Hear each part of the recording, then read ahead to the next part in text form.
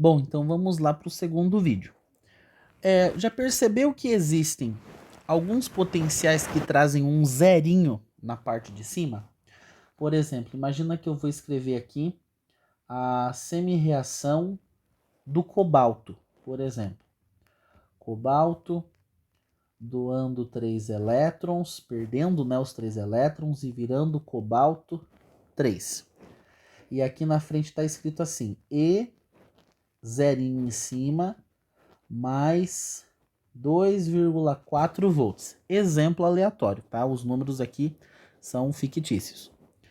Mas vamos lá, o que significa esse zerinho na parte de cima? Esse zerinho é o que nós chamamos de potencial no estado padrão. Então esse zerinho na parte de cima, ele significa potencial no estado padrão. Os químicos, eles precisam estabelecer sempre um padrão. Uma coisa padrão para a gente normalizar, regulamentar e deixar assim, ter um ponto de referência. A gente sempre precisa ter um ponto de referência. Um ponto de referência para facilitar na hora de calcular ou de tabelar dados, para ficar mais fácil para organizar dados eletroquímicos. Então esse estado padrão ele serve para isso, de referência para a gente calcular. E o que é esse estado padrão? A gente monta o que nós chamamos de um eletrodo, que seria praticamente o quê?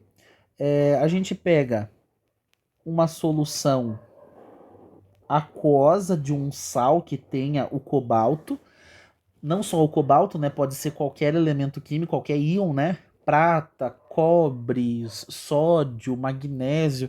Aqui, como eu tô falando do cobalto, então aqui eu vou pegar um composto salino que contenha cobalto, principalmente esse cobalto 3 aqui, que é a minha espécie química. Então eu vou pegar esse cobalto 3 e a concentração que eu tenho de cobalto 3 precisa ser 1 mol por litro. Então precisa ser 1 mol por litro dessa espécie química, de qualquer espécie química. Aqui eu estou dando como exemplo o cobalto. Então tem que ter 1 mol por litro. O estado padrão normaliza esse 1 mol por litro. E daí eu vou pegar uma placa metálica de cobalto. Então eu vou mergulhar nesse sistema. Então aqui eu tenho um eletrodo.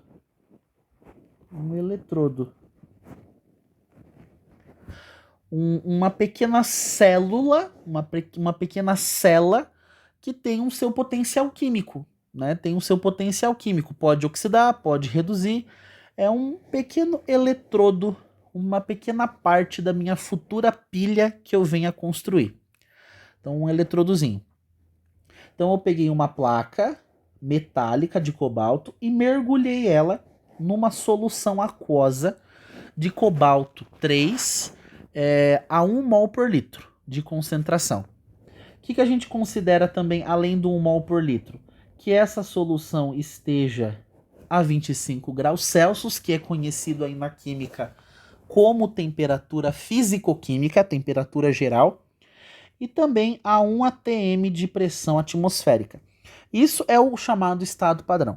Então o que é um eletrodo no estado padrão? 1 mol por litro na solução que eu vou usar, seja de qualquer espécie, submetido a uma pressão atmosférica de 1 atm e o sistema a 25 graus Celsius. Então esse é o eletrodo no estado padrão.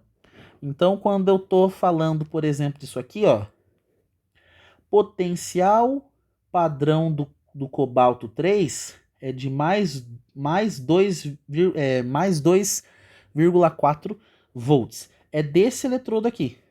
Desse eletrodo aqui que a gente desenhou. que tem 1 mol por litro de cobalto 3, uma plaquinha de cobre, a 1 atm de pressão e a 25 graus Celsius de temperatura. Ah, mas professor, e se eu mudar a concentração de cobalto, por exemplo, for 2, aí você não está mais no estado padrão. Ah, então muda o potencial? Muda. Muda o potencial. Se você mudar a concentração, você muda o potencial. Não vai ser mais 2,4. Ok? Não vai ser mais 2,4. Vai ser outro valor. A mesma coisa, se você mudar a temperatura e a pressão, você vai ter outros potenciais químicos. Então, esse é o estado padrão para a gente usar quando for usar cobalto em algum exercício, vai ser esse potencialzinho aqui. E normalmente esses potenciais eles são dados em tabelas, não precisamos decorar todos eles. São informações dadas pelo exercício. Pronto, então entendemos o que é o estado padrão. Vamos lá, vamos fazer mais um exemplo sobre esse negócio de estado padrão. Imagina aqui que eu tenha, por exemplo, ferro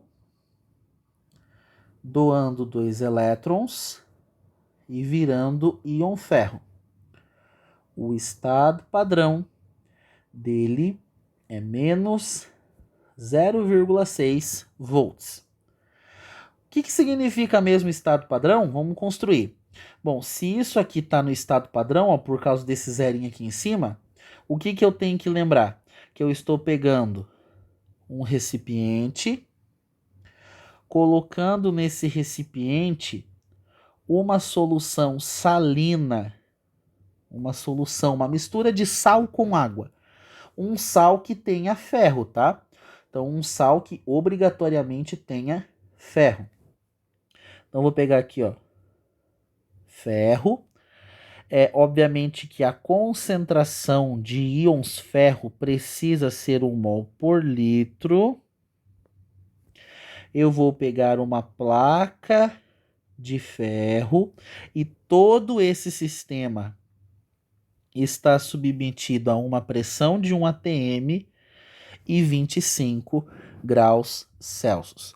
Beleza? Então, isso que significa potencial no estado padrão. Tem que lembrar sempre dessa estruturinha, que é importante, às vezes, a gente ter isso como ideia fixada na nossa mente. Ok, entendido que é potencial padrão, vamos entrar na ideia de pilha ou de qualquer processo eletroquímico espontâneo. Então, pilha ou processos galvânicos. Porque nem tudo é pilha, né? Processos galvânicos são processos eletroquímicos espontâneos. Quer ver um processo eletroquímico galvânico? É o processo de ferrugem. O processo de ferrugem. O ferro enferrujar. Né? Então, a pilha é um dos tipos de processos galvânicos, ou seja, processos eletroquímicos espontâneos. Ferrugem também é um processo galvânico. O ferro enferrujar, a formação de ferrugem, também é um processo eletroquímico espontâneo, galvânico. Então vamos lá. Como a gente viu, na pilha, num processo de pilha, as espécies químicas sempre fazem o que gostam. Sempre fazem o que gostam. Então, quem gosta de reduzir, reduz. Quem gosta mais de oxidar, oxida. Sempre isso. E sempre um processo eletroquímico envolve um confronto. Um confronto, sim, sempre é um confronto de potenciais. Sempre é um confronto de potenciais. Quer ver? Eu quero construir um processo eletroquímico, numa pilha, por exemplo, e eu quero usar o ferro. Então, eu quero usar o ferro mais 2, formando ferro 0. E vamos dizer que o potencial do ferro aqui seja mais 1,1 volts. E eu quero fazer uma pilha de ferro, mas eu também quero fazer uma pilha de níquel. De ferro e níquel, beleza? Então vou fazer uma pilhazinha de ferro e de níquel. E o potencial do níquel é um potencial de, deixa eu ver, menos 0,4. Então, menos 0,4. E eu quero fazer um processo eletroquímico que envolva esses dois metais. Eu vou confrontar os potenciais. A primeira coisa que eu tenho que saber é que tipo de potencial que eu estou lidando aqui. Bom, primeiro, os elétrons nas equações estão antes ou depois? Estão antes, nos dois. Então são dois processos do quê? São duas reações de redução. Ótimo, já sei que as duas reações químicas estão falando de redução. Agora a gente vai olhar para os potenciais. Se a equação química é de redução, os dois potenciais que nós temos aqui também são potenciais de redução. A pergunta que não quer calar é a seguinte: quem gosta mais de reduzir? Professor, como é que eu vejo quem gosta mais de reduzir? Quem tem o maior valor? Mais 1,1 ou menos 0,4?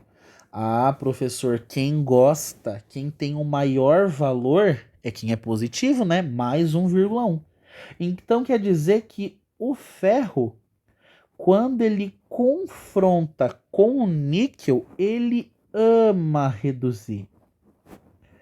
Ele ama reduzir.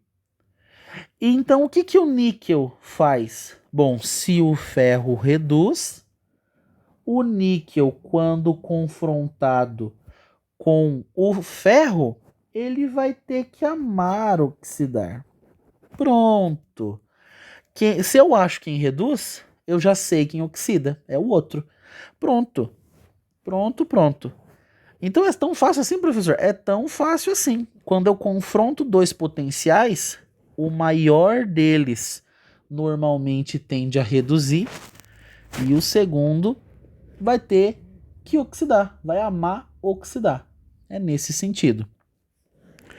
Ah, mas professor, essa equação aqui do níquel é uma equação de redução. Exatamente, vamos ter que mudar ela. Como é que a gente muda uma reação química? Invertendo. Vamos inverter o negócio. Vamos inverter as equações. Então, como é que vai ficar? Tudo que está depois eu escrevo antes, tudo que está antes eu escrevo depois. Então, vai ficar assim, ó. Níquel virou níquel mais 2 e perdeu 2 elétrons. Pronto, agora a reação já está de oxidação. Então, vamos lá. Potencial era de redução, passou a ser um potencial de oxidação. Então, passou a ser um potencial de oxidação. O que a gente faz? Era menos 0,4, passa a ser mais 0,4. Ponto. Tá aí, ele ama oxidar. E o que a gente faz com a equação do ferro? Nada, porque ele ama reduzir, a equação, o potencial é de redução e a equação dele é de redução. Então, ó, ama reduzir, o potencial é de redução e a equação está no formato de redução. Então é só Ctrl C, Ctrl V. Copia e cola. F mais 2 recebe 2 elétrons e vira ferro. O potencial de redução dele é de mais 1,1 volts. 1,1 volts. E ele faz o quê? Ele ama reduzir. Ele ama reduzir. Tá bom, mas o que nós vamos fazer com isso agora? Agora a gente vai somar. Somar é somar. Espera aí que eu deixei grande demais. Aí. Agora a gente vai somar essas duas semi-reações. Vamos somar lá então as duas. Beleza, vamos lá. Primeiro, eu tenho 2 elétrons oxidados e 2 elétrons aqui embaixo que estão sendo reduzidos. Elétron oxidado, elétron reduzido é elétron cortado. Sumiu. Os 2 elétrons que foram perdidos na primeira equação foram recebidos na segunda equação. Beleza. Agora vamos somar o resto. O que eu tenho antes da seta? Eu tenho níquel. Eu tenho ferro 2. Então, ó, antes da seta, eu tenho ferro 2. E o que eu tenho agora depois da seta? Depois, eu tenho níquel mais 2. E eu tenho ferro. Então, tem aqui, ó, ferro. Pronto. Agora, o que eu vou fazer? Eu vou somar também os potenciais. O potencial de oxidação e o potencial de redução. Mais 0,4 mais 1,1, eu vou ter uma variação de potencial igual a, ó, então vou somar, ó, 0,4 mais 1,1. Então eu tenho 1 mais, né, 1,5 volts. Professor, mas o que é esse mais 1,5 volts? Esse camaradinho aqui, delta E, é o que nós chamamos de variação do potencial eletroquímico padrão. Porque tem o Ezinho com um zerinho na parte de cima, né? Então tá no estado padrão. Então essa é a variação do potencial eletroquímico padrão. Nome difícil, né? Mas ele pode aparecer como DDP, diferença de potencial. Essa é a famosa voltagem de uma pilha. Voltagem de uma pilha, por exemplo. Sabe aquelas pilhas que a gente tem lá? O lado positivo, o lado negativo, e aqui aquela pontinha metálica, e tá escrito lá 9 volts. A pilha, a voltagem da pilha é calculada exatamente dessa forma como a gente viu aqui. A gente vê quem está oxidando, quem está reduzindo, soma os potenciais e pronto, calcula a voltagem de uma pilha. Isso também pode ser chamado de FEM, força eletromotriz. Força eletromotriz. O que seria? Qual que é a diferença de força eletromotriz para DDP ou voltagem? Força eletromotriz é quando a pilha está novinha, certo? Ninguém usou ela, ela está com o seu potencial máximo, com a sua voltagem nova no máximo.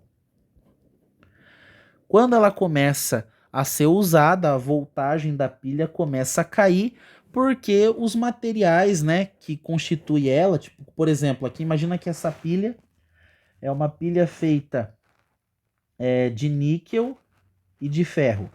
Conforme a pilha vai funcionando, ela vai se desgastando, o níquel e o ferro dela vão se desgastando, e a voltagem da pilha tende a diminuir, até que chega um momento que ela não consegue mais produzir eletricidade, porque já está tudo desgastado dentro da pilha.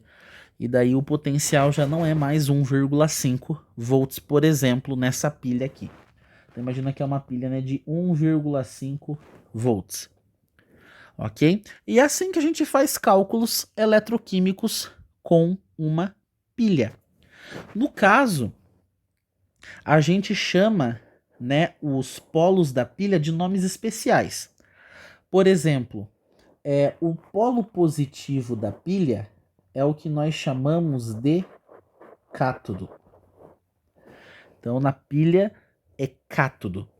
E qual processo eletroquímico acontece no cátodo?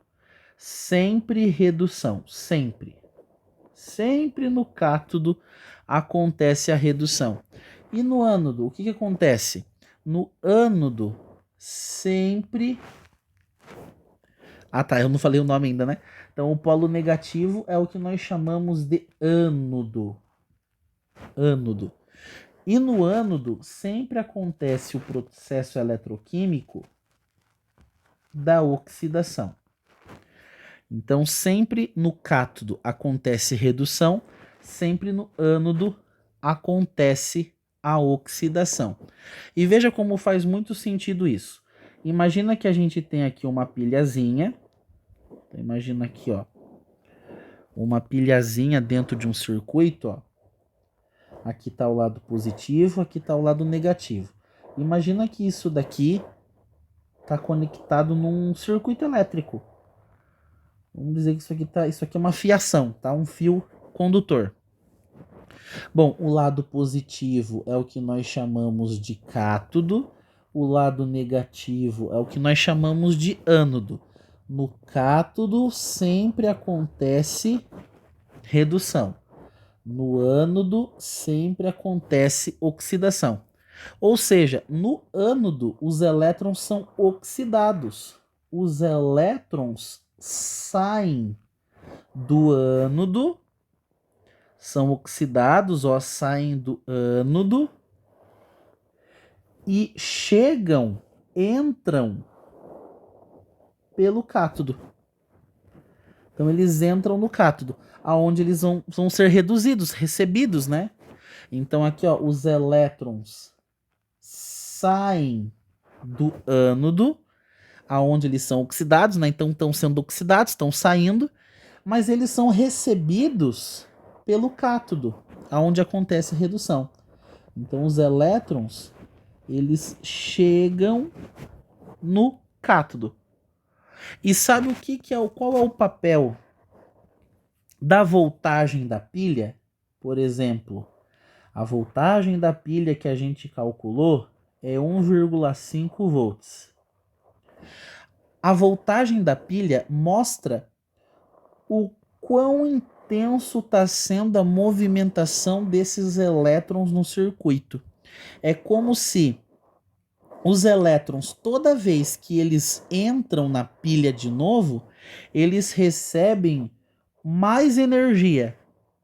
Então eles recebem mais energia para conseguir andar no circuito de novo. Então os elétrons fazem isso, ó. Saem daqui, saem daqui, saem daqui, ó, e vão andando, ó, vão andando. Ó os elétrons andando, ó. Vão andando. Chegou no cátodo, pum, recebe mais energia e vai andando, vai andando, vai andando. Entrou no cátodo de novo, recebeu mais energia, saiu pelo ânodo. Então, a voltagem da pilha serve para dar um empurrão nos elétrons. É a intensidade, é o empurrão com que os elétrons são empurrados dentro do circuito. Por isso que a variação de potencial é tão importante. Se não tiver diferença de potencial, um lado empurrando os elétrons e o outro lado puxando os elétrons, não tem como uma pilha funcionar. Não tem como ter eletricidade. Então esse é um resuminho básico sobre pilhas e processos eletroquímicos espontâneos.